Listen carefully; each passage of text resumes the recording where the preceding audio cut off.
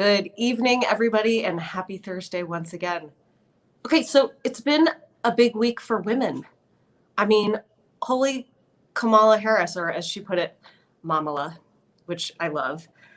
I was actually really inspired by how she put it. Okay, the first VP to the VP to the first Black president has chosen the first Black woman to be the vice president. Meanwhile, Trump is still trying to appeal to us by tweeting about suburban housewives. To which I say, keep at it, man. You know, we're just going to hang here and be happy that we have so much better choices. Choices like my guest tonight, Casey Weinstein, and his wife, Amanda, who are here with us. I want to welcome you guys to Uncorked. Hey! Here's you guys. Cheers! L'chaim. I wish I was there to toast you in person. All right, the kids are out tonight. I understand. Like, you're sharing your date night with us. You are amazing. Thank you. Cheers. Thanks for having us. We're really lucky to have great in-laws really close by. And yes. They moved close by, like right at the start of the pandemic. And over time, we started like getting more comfortable with using them as an outlet, and they've been incredible. And the kids love it. They're actually camping out back tonight. Oh, amazing! Yes. So you wouldn't do that. I don't know. I like to glamp. I don't camp. I'm more of a glamper. So that's like my husband too. In-laws in town are the best. That's why we moved to Ohio. You know, I mean, raising young kids around the grandparents is just like, God bless the grandparents, you know. Heck yeah. And now that we all have our tiny little pods of people we can see, it's a pretty wonderful thing. Yeah. We do have our dog, and he's going to undoubtedly make an appearance. We love dogs. Yeah. What's your dog's name? Xander. All right, Xander Bear Weinstein. All right. Xander, don't knock over their wine, but, you know, if you want to say hi, that's okay. We're guarding it. All right. He's eyeing me. Okay, we're good. Okay. All right. So, all right, you guys, I am so excited to talk to you guys because you are, I mean, wow, you're taking on a lot in your lives right now. So you have a 6-year-old and a 3-year-old, and it's not like one of you has a big job. You both have big jobs. Amanda, you are an economist and a your Twitter feed because you're like not just giving the coronavirus stats, but like translating them in really interesting ways day to day. And then of course, Casey, you are an Ohio State representative. Yes. And and just to put, you know, you and your race in a little bit of context, Casey represents a suburban area on the eastern side of Cleveland up here in Northeast Ohio.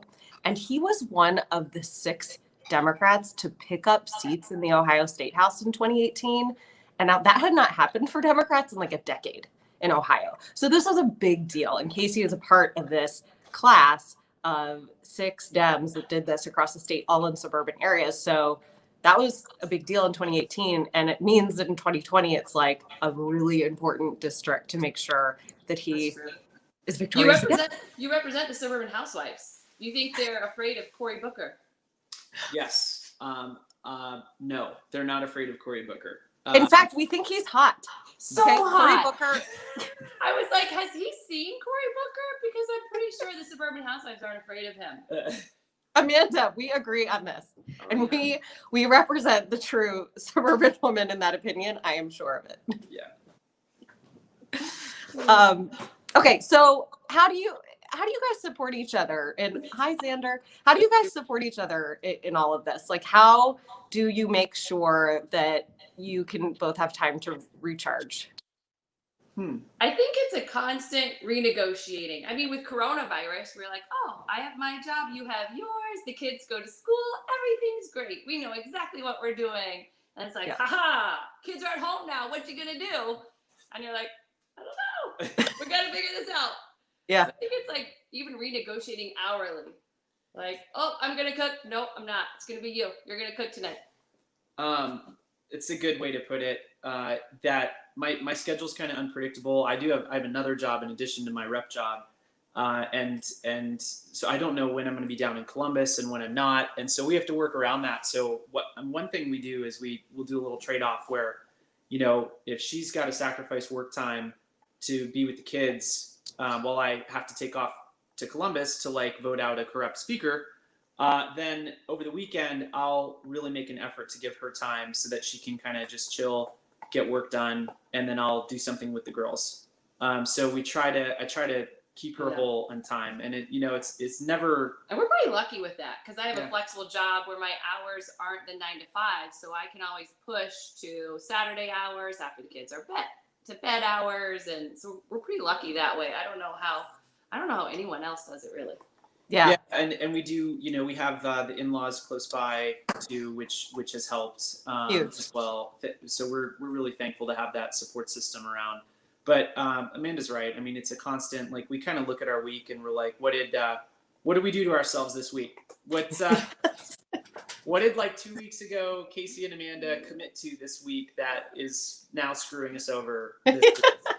Totally. We try to work through it and keep it fun and light for the girls, and that's how we've made it work, I guess, so far. No, I mean, I think hour to hour is so smart. I mean, I've sort of tried to throw out days of the week. My sister-in-law likes to say there are no days of the week now. There's only yesterday, today, and tomorrow. But I kind of think you guys might have it nailed even better. Like there's only like, okay, it's 8:30 now. Okay, there's only like 8, 8:30, and 9. We'll just we're What am I one thing doing right now? Yes, exactly. I love it. Okay, what is the craziest thing you guys have done during quarantine with kids? And who was the rabble rouser? I want to know between the two of you. Nice. I know you were doing laundry actually. I was doing the laundry because I do the laundry in the house. The laundrier. I'm kind of proud. Of Hey, we like I that. make the messes. He cleans the messes. That's our division of labor. Yes. She makes messes. I clean up the messes. I love you guys. And I heard some Taylor Swift being played up in the speakers up in our bedroom, and I walked into the room, and Amanda and the girls it's all dark, and they had taken leftover glow sticks from the 4th of July and taped them to themselves so they looked like skeletons dancing, jumping on the bed. Like the glow-in-the-dark stick figures. Glow-in-the-dark stick figures. Yeah. Yes. And I just walked in and I'm like, oh, well, we've lost it. It was July. It makes for the best videos. It looks so hilarious. We got video of it. Have you posted those? Like, you gotta shoot me that I think thing. I did post it. Yeah. I think I started recording. I could possibly make sure that gets in your hands, Katie. So it was Taylor Swift, and all three of them were bouncing on the bed, and they looked like glow-in-the-dark skeletons, and we had a whole party that night. Okay, I need this video, first and foremost, to show my 5-year-old, and then, just to reenact it for ourselves, because it sounds like a lot of fun. I appreciate it. Amanda, we're going to have to start exchanging ideas. This is all very fun. It's fun. Also, I don't know. This sounds like campaign material video. I don't know. I think Casey, don't miss an opportunity here. It's relatable. It's like, oh, they're losing Yes. it. We're losing it. Yeah. Yeah. All right. Okay. One question a few people asked me to ask you guys is, how do you explain, Casey, how do you explain your job, or Amanda, how do you explain Casey's job to the kids? Because state representative, weird job, Dad. Yeah, it is a weird job, especially when they're 6 and 3. So they don't understand, they're not going to understand deep policy and what does a $61 million bribery scandal means. We don't explain that to them, but they understand, especially a 6-year-old, she understands that Casey has to be voted into office. And so enough people have to vote for him to get the job. So she understands that. And we read books like Grace for President and Sofia Valdez, Future Prez. Yep. So Yep, she good one. understands the idea of voting and getting people to vote for you, and a little bit what you do, that you're not just sitting up there on some throne like a king. You're in service to the people and you're working for the people. So she understands that he's gone and that's kind of what he's doing. Yeah. And that she sees these signs everywhere. It's her favorite thing to do when we're driving around town, and she'll point out his signs when she sees them. She's like, oh, that's Daddy's sign. That's Daddy's sign. To be fair, I like doing that too. It's true. I'm like, oh, it's a sign. Ooh. That's Oh. at least one vote. joy so- you can share with your children. Yeah. Oh, that's great. She has high standards for me, Katie. So like it in her mind, which is so great, and it's true, like state representative, you got to be above board on everything. So we were visiting some friends who had a lake house for the day, and I wanted to jump off. A lot of these houses facing the lake had like a deck that you could jump off of into the water, but the friends we were visiting didn't have one. So there were a few people who weren't home, and I wanted to go jump off. I wanted to go swim across the lake and go find one and jump off it. And she's like, Daddy, you can't do that. You're a state representative. Wow. You can't be doing that. That's no. Keeping you in line. Yeah. So stuff like that, she'll call me out. She'll call me out and make sure. And, I tried to explain to her, That's they're hilarious. not home. I just want to jump off the thing. Yeah, I call that subtle rule breaking, Yeah. like, or at least that's what my husband calls it, because I do stuff like that. Just like, I just want to. But I love that you have like your own ethics committee I do. under, Oh, yes. under one roof. I do. That's good to know. That's good So to she know. gets that, and she holds me to high standards, and that's a good thing. Yeah. So Awesome. All right. So Amanda, you've got an interesting perspective, I think, as an economist who I believe you focus specifically on like gender issues too. So, from a, women's perspective, family perspective, you're looking at economic issues. Plus you are a mom living in the suburbs. I just love to hear, what are you seeing and hearing from other suburban women around where you guys live, and kind of what's your perspective on that, given your work, because you're kind of like studying it and living it in a way. Yeah, so I love talking to other moms because I study gender, like you said, and I also study growth for cities. So I want to know what makes cities grow and what hurts them. And a lot of what I do is looking at, women's voices aren't heard because they are less represented. They're not as represented in city council and all the way up to the presidency. And so their voices don't get heard. So part of how they get heard is through talking to women, seeing what they like, and also it shows up in data. And so I love hearing about what women love. So a lot of the moms I talk about, and it shows up in my data as well, is women love parks. We want parks to go to where we can play with our kids and take our kids. And for us, that makes a place really nice. And it's really important to us. Not that it's not important to men as well, but it's actually more important to women than men. So even, my friends will talk about which parks we like. We think we should have another one downtown, which if anyone's listening, I do think we need another park downtown. And then also schools, especially right now. Oh my goodness, all the schools. And for where we live, I don't know if it's the same with you, moms want their kids in schools. And working moms who are at home, they want their kids in schools right now. And to them, that should be our first priority. And it should be the job of, the governor and everyone else. You keep my kids safe. My kids are going to school. You keep them safe, which means, keep the virus in check. And so it's like a lot of what we've been talking about, complaining. Yeah. I mean, it's the only thing I talk about with other moms is schools, and what are we going to do, and the stress around that, and the frustration that there seemed to be a higher priority on making sure like bars could open rather than schools could open safely. So frustrating. I guess we're going to take our kids to the bars because they'll be open and schools will close. So at least we have that. So sad. I know. Other issues may stem from that, but I think I just want to chime in. I think from a policy perspective and as a legislator, it's really helpful to have Amanda as my sounding board and chief economic advisor, because she talks about what women want. I mean, that's her essentially, like, if you could encapsulate this line of research that she does.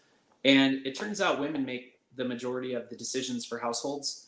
So like, we're looking to create a strong Ohio, taking into account what women want in policy making in our cities, in our infrastructure, in how we invest in the state, is very, very important. So I'm fortunate I've got her as a partner.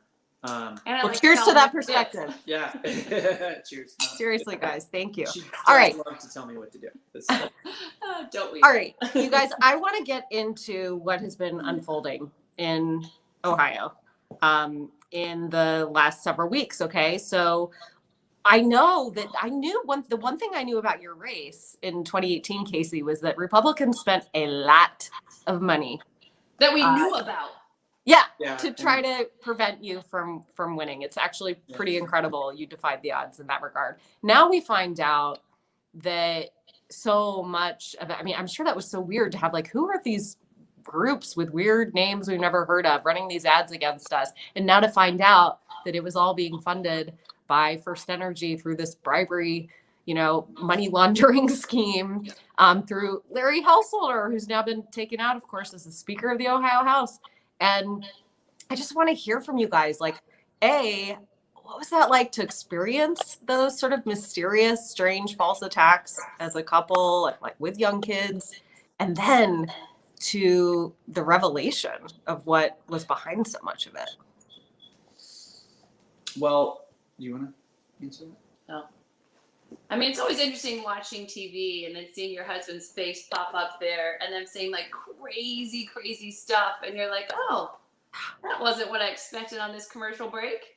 So it's kind of weird. Our kids, at least at this age, are pretty sheltered from that stuff. I don't think they know about any of the bad stuff that goes. They just know about the good stuff and the cool stuff. So at least they're young enough not to have to deal with that. Yeah. I think his first campaign manager sat me down and it was a very serious conversation. He said, I need to talk with you one-on-one. It's going to be very serious. I was like, okay, I'm ready. He said, he goes, they're going to say mean things about Casey. And I was like, I say mean things about him too sometimes. I was like, and I'll bet I'm allowed to say cuss words that they aren't on TV. So I'll bet I'm better at it. And he was like, oh, well, that was all I was going to say. I was like, it's fine. I was like, why do I care if they say mean things? They don't even know him. I at least know him. And I was like, why do I care if someone says something mean if it's untrue? I just don't understand that. And he's like, oh, well, then I guess this conversation is over. I have a slightly different perspective on it. I love Amanda's perspective, though. I mean, Katie, the really just flick them all away. I mean, she's got way thicker skin than I do. And I'm a people pleaser. That's true. And I want everybody to be happy. And, I want to make everybody happy. And the most frustrating thing about being in politics is when lies are out there and they're being spread. So, we were sitting on the couch in 2018 and that commercial came on. We were watching like 60 Minutes, very expensive TV. And this shadow group came on with an ad saying I was under investigation for breaking the law. And I believed it. It was a very effective ad. I'm like, oh my God, what did I do? Oh no! Call the Ohio Ethics Commission. I broke the law. What's going on? I had no sleep that night. And, we called and they're like, nope, there, no complaints, no nothing. They're running this ad. They're in a few districts across the state or similar like ads. Yeah. And they're allowed to lie. They're allowed to lie, which is a real shame. But, and then, so it didn't shock me to learn that was, it ended up being this dark money group behind it. And that revelation is about $500,000 is our best guess in terms of how much money was put into that ad. Yeah. So, it really. Householder really did not want you in office. That's a true statement. He was one of your top, I don't want to see your face in the state house. That's true. Well, yeah. But, yeah. So. Pretty good reason to vote for you. Cheers. So I don't know if we answered the question, Katie, but that was like, for me. No, you absolutely did. Very tough to deal with the mistruths or the lies. Okay, but then finding out. I mean, what has it been like now? Oh, Amanda, sounds like you have enjoyed finding out. You loved it. It was so vindicating. Where you're like, I knew it. I knew something else was going on. Yeah. And they were right to try to keep me out of office because I became a really big opponent of the bill, HB 6. Right. But as we were debating that bill and as it was working its way through the process, we kept trying to negotiate and trying to find a middle ground, and it just kept getting worse and worse. And it was just, it was really. And we talked about it all the time, and we could not. We were like, I don't understand, because there are very good reasons from the left and the right to vote this bill down. Yes. And I just couldn't. And even when you would talk to people, and we were like, your reason didn't even make logical sense of why you're voting for this, and so I just couldn't figure out why some people voted that way. And we would try to negotiate and offer something, and then they'd say, no, we reject your offer and we're adding in a coal plant. Yeah. and then we're going to add in a second coal plant that we're going to bail out in Indiana. And I mean, I said paid for by Ohio taxpayers. Yeah. I mean, amazing. Yeah. So it did not shock me, but I was glad that the truth came out. Yeah. Amen to the truth coming out. Yeah. And it made more sense. You're like, yeah, that makes sense. That's why you could not make a logical reason of why you voted for that bill, because you were just paid to vote for it. Yeah. And I get it. Yeah. Wow. Well, cheers to you guys for maintaining resilience through all of this. And, let's hope that things are, I don't know, what do you expect for 2020 as a result of there being more sunshine on the process? Do you think it's going to change with the next 80 days until the election looks like? I think that it creates an opportunity to talk about a new vision for what Ohio should look like from a policy perspective instead of going the wrong direction. There's a definite space now to talk about a new future for Ohio. And that's where that's kind of where I'm at. I have not bet in the Plain Dealer yesterday that kind of laid out my vision for what a clean energy future would look like, which includes a pathway to 100% renewable energy, includes the ability for everybody to buy into solar, whether you do it on your roof or virtually. That includes, the opportunity to expand wind power resources and to grow the EV industry and storage industry for energy, and how that can benefit everybody. So that's the conversation that's happening now, and I think that is a conversation and a vision that resonates with a lot of Ohioans. Yeah, so that's what I'm hoping it becomes. That's good, and that there's openness now for that conversation that maybe there wouldn't have been. Okay, you guys. So I've enjoyed actually this entire conversation so far, but here's my favorite part. We like to do a rapid fire round. Lucky us, we get to hear from both of you, your answers from both of you. These are basically 10 things we want to know about you, because you know what? Economists and elected leaders, you guys are people too. And so, all right. Are you guys ready? Ready. Okay. So, let's see. Amanda, you'll go first, unless you want Casey to go first on any of them, but you get to go first, and then Casey. Okay, so here we go. A piece of advice you'd give your teenage self. It's okay for plans to be broken. The adventure's even better. Invest in Amazon. Take care of Very good. Your favorite guilty pleasure. Oh, hands down, nachos and margaritas. I got 5 pounds of coronavirus weight that says I love nachos and margaritas. That's true. Yeah. You and me for margaritas after the pandemic. I made an exception. Wine tonight. I would say Jenny's ice cream, and I also will I take a spoonful of peanut butter and I just will plop it on the ice cream, and then I have a peanut butter ice cream thing going on. That is true. You do that with any flavor, and it's weird. It's peanut butter. I mean, peanut butter's good. I'm not going to blame you for that, Casey. It's just good. God, after I had a Facebook Live town hall that Facebook has an outage tonight, and so I needed some Jenny's and a dollop of peanut butter. It feels all woes. Okay, the person you would most like to get a glass of wine with, besides, of course, one another. Oh. If it can be a dead person, I would go with Jane Jacobs. She is an urban planner badass. She is so cool. She listened to women, and you had all these men who are like, oh, cities are just buildings and roads. And she was like, I think cities are people. I kind of think that's what it's all about. And now every urban planner knows of Jane Jacobs. They're like, yeah, cities are people. I got to check her out. Oh, she's awesome. There's a kid's book about her too, which I read to my kids. Love that. All right, I'd like to have a glass of wine with Mayor Pete. He's my guy. I endorsed him in the race, and I am all about, like Pete, I'm on Team Joe and Kamala. But Chasten and Pete, I would love to have a glass of wine with those guys. Awesome. Love them too. All right. The stage of life that you met your best friend or friends.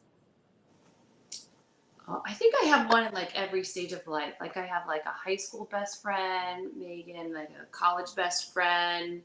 But I'm kind of an introvert, so it depends. So I don't make friends. Like people like adopt me as their friend. So someone wherever I am will kind of take me in and adopt me as their friend. I think the women of Red, Wine, and Blue are all going to want to adopt you after tonight, Amanda. I'd say just like to call out one special time. We both went to the Air Force Academy. That's where we met when a TV fell in the cadet gym, and she was the only other cadet in the gym, and she rescued me from the falling TV, and that's how we met. And she locked in the power. A metaphor for your marriage. Yeah, the power right from the start. Yeah. So at the academy, it was like definitely a formative experience for me. And a handful of friends that I met there are lifelong friends for sure. And we've developed a wonderful new set of friends with the commonality of having young kids together, and that's in its own special place now too. So yeah, awesome. Okay, one skill or hobby you each would like to learn. Oh. I mean, I would like it doesn't have to be during coronavirus. Like you have no yeah. time for that right now. That's true. That's a fair. I would like to know how to golf. I do not know how to golf. All right. I actually am in an instructional 3-hole league, which is really like, it has a good ratio of golf to wine. Like it's a lot of wine and a little bit of golf. That sounds like the amount of golf I could handle. Yeah, I like that. You hit one on the green yesterday. I did. It was the wrong green. It was the wrong hole. It was the wrong hole. But I did hit it. It was. She was, and then, yeah. I have always loved tennis, but have never really had time to do it. But this summer during coronavirus, when things slowed down, I actually had a chance to take some tennis lessons one night a week, and I've really, really loved that, and I would love to kind of continue getting better at that. Awesome. Okay, your happy place. Oh, like running on the towpath or hiking on any of the trails around here with Casey and the fam. Like just being out is nice. Yeah. Swimming laps for me is my sort of inner peace kind of place. If I, once a week, jump in the pool and just get some laps in. And like when that's done, kind of feel the blood flowing and feel refreshed and reset. And that's just, it helps me the whole week following. Yeah. To have that. Good to have a happy place you can get to so frequently. Yeah. When the pandemic is over, the thing you'll miss most is fill in the blank. I have enjoyed the time with the girls, and I'm a teacher, so I have loved to like getting in the math with her, and it's actually, I've really enjoyed that. Now I'll tell you, she has absolutely hated it, and she doesn't think I'm a good teacher. So I don't know what that says. Says you and every other mom across America. Yes. We are one of these families, like so many people that follow you and Red, Wine, and Blue, Katie, that are just like, we would look at our schedule on the weekend and it was just nonstop. And part of me loves that, but part of me also loves looking at our weekends and like the next several weekends with flexibility and open time. Yeah. And, just kind of like to, those are really nice, like just to have the freedom to kind of do some different things. I'll miss a lot that. fewer campaign events. A lot fewer campaign especially events. For me. Yeah, I know. Typically there's 2 to 3 things a night.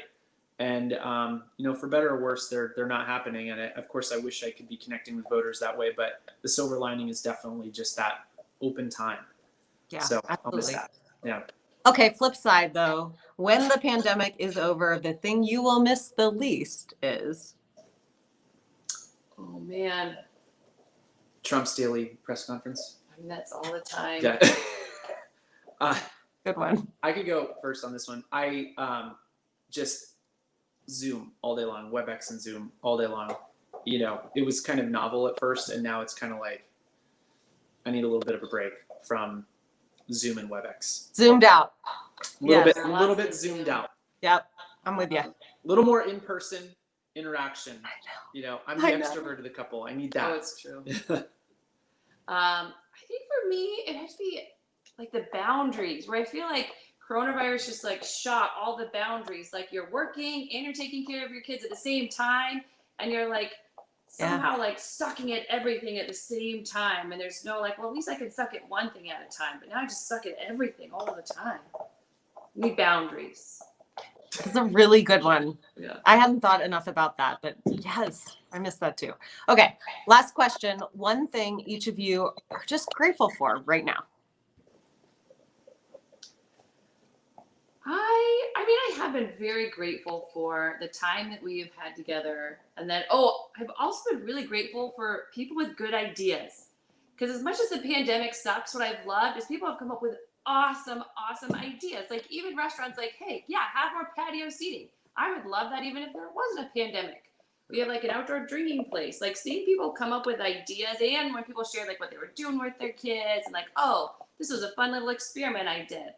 Seeing people's ideas has been my favorite. I've been very grateful for everyone's ideas. Nice. We have like a really tight knit circle of friends, and as we've progressed, we've kind of opened up to be able to just kind of socialize within that network, and they definitely are, it's so good for my mental health to just be able to. We meet at a park, for example, with a really good couple of friends of ours every Tuesday night, and let the kids play. And I so have appreciated that, just sitting outside, having some takeout, usually Mexican food, having a margarita, and just kind of venting and letting it out. And I'm really grateful for the friends that have been there for us and support us, and who we've been able to spend some quality time, mostly in each other's backyards with throughout Lots this. of backyards. Yeah. Backyards. Yeah. It's all about the backyards, but winter is coming, Northeast Ohio. We're all going to have to find a new level of resilience, aren't we? But yeah, get in that park time while you can. All right. Well, you guys, I have loved this conversation. I just want to end by saying thank you so much. We're so excited about you. I knew I was going to love talking to you guys as a couple, but this was like even more fun than I thought. So thanks. And also just to everybody out there watching, I am sure after viewing this conversation, of course, you're super psyched to support Casey, and Amanda's husband, Casey, and I'll take it. in November. And if you're not involved with Red, Wine, and Blue yet, come on. What are you waiting for? Join our private Facebook group. It's called Decanted. We have conversations like this on the regular. If you're not there yet, you're missing out. So please join us and get involved. Join our, the vote parties. We're having conversations and getting women together who you're going to love really almost every night of the week. So there's always ways to get involved, and being engaged can be fun, and there can be wine. So why not? Okay. All right. So cheers, you guys, and enjoy the rest of your evening without kids in the house. Seriously. Thank you, Katie. We're gonna Netflix and chill. Nice. That sounds so good. I'm going to see if my husband's up for that too. Okay. Bye, guys. Bye, Katie. Thank you for having everyone. us. Thank you. Good night, everybody.